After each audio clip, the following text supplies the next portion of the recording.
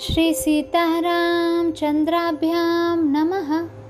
महर्षि वाल्मीकि प्रणीत श्रीमद् वाल्मीकि रामायण प्रथम भाग बालकांड।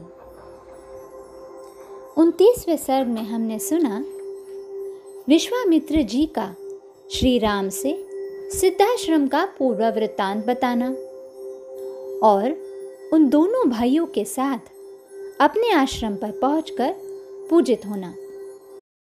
30वें सर्ग में हम सुनेंगे श्री राम द्वारा विश्वामित्र जी के यज्ञ की रक्षा तथा राक्षसों का संहार। तदनंतर देश और काल को जानने वाले शत्रुदमन राजकुमार श्री राम और लक्ष्मण, जो देश और काल के अनुसार बोलने योग्य वचन के मर्मज्ञ थे, कौशिक मुनि से इस प्रकार बोले। भगवान, हम दोनों ये सुनना चाहते हैं कि किस समय उन दोनों निशाचरों का आक्रमण होता है, जबकि हमें उन दोनों को यज्ञ भूमि में आने से रोकना है। कहीं ऐसा न हो असावधानी में वह समय हाथ से निकल जाए, अतः उसे बता दीजिए।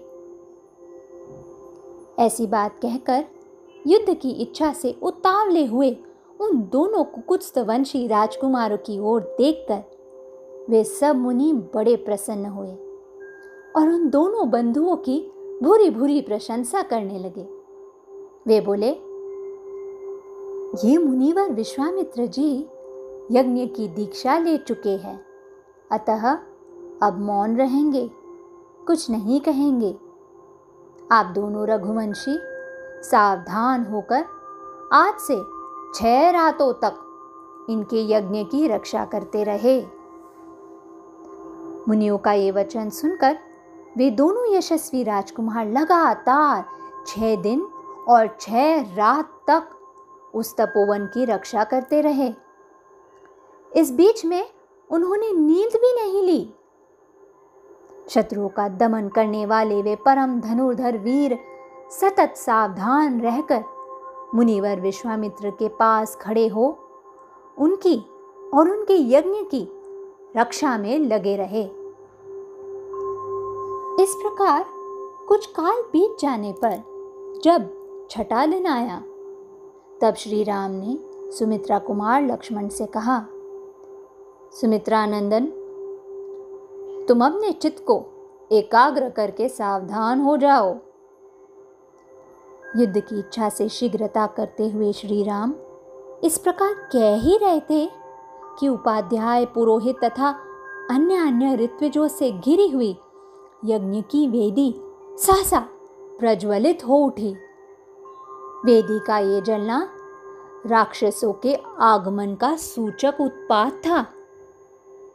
इसके बाद कुश, चमस, स्त्रुक, समिधा और फूलों के ढेर से सुशोभित होने वाली विश्वामित्र जी तथा ऋत्विजों सहित जो यज्ञ की वेदी थी, उस पर आहवनीय अग्नि प्रज्वलित हुई।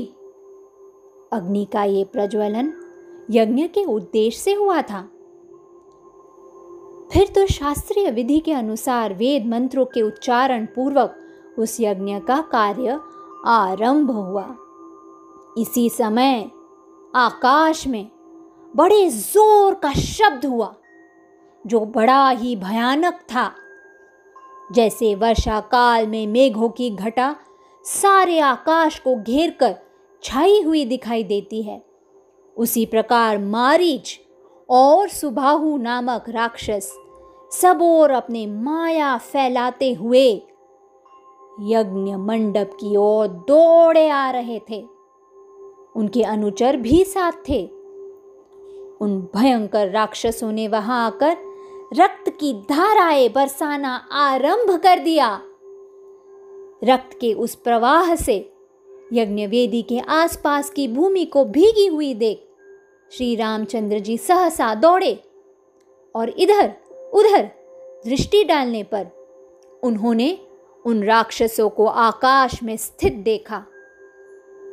मारीच और सुबाहु को सहसा आते देख कमल नयन श्री राम ने लक्ष्मण की ओर देखकर कहा, लक्ष्मण, ये देखो, मांस भक्षण करने वाले दुराचारी राक्षस आ पहुंचे।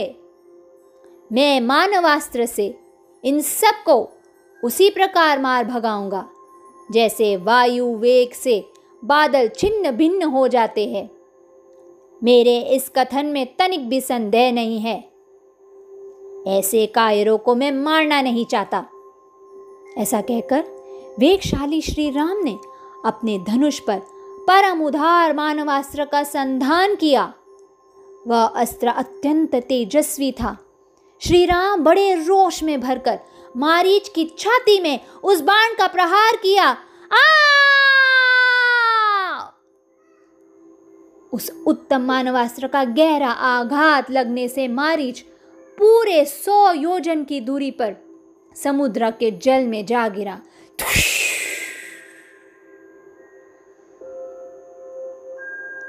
शितेशु नामक मानवास्त्र से पीड़ित हो मारीच अचेत सा होकर चक्कर काटता हुआ दूर चला जा रहा था।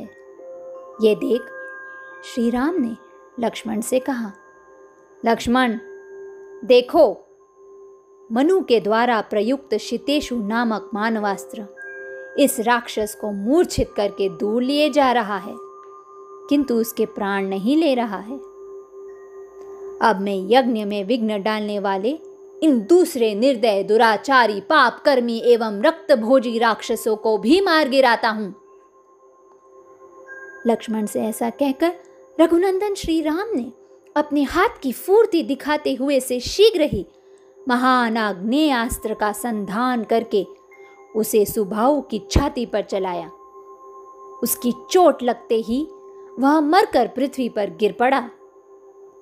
फिर महायशस्वी परम उदार रघुवीर ने वायुवास्त्र लेकर शेष निशाचरों को भी संहार कर डाला और मुनियों को परम आनंद प्रदान किया।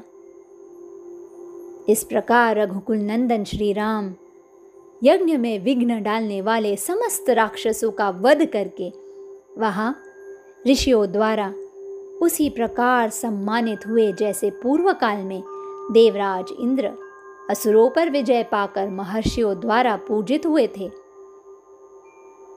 यज्ञ समाप्त होने पर महामुनि विश्वामित्र ने संपूर्ण दिशाओं को विघ्न बाधाओं से रहित देख श्री रामचंद्र जी से कहा, महाबाहो, मैं तुम्हें पाकर कृतार्थ हो गया। तुमने गुरु की आज्ञा का पूर्ण रूप से पालन किया। महायशस्वी वीर, तुमने इस सिद्धाश्रम का नाम सार्थक कर दिया। इस प्रकार श्री रामचंद्र जी की प्रशंसा करके मुनि ने उन दोनों भाइयों के साथ संध्योपासना की। इस प्रकार श्री वाल्मीकि निर्मित आश्रामायण आदि काव्य के बालकांड में 3रा सर्ग पूरा हुआ। 31वें सर्ग में हम सुनेंगे श्री राम लक्ष्मण तथा ऋषियों सहित विश्वामित्र जी का मिथिला को प्रस्थान तथा मार्ग में संध्या के समय शोणभद्र तट पर विश्राम। धन्यवाद।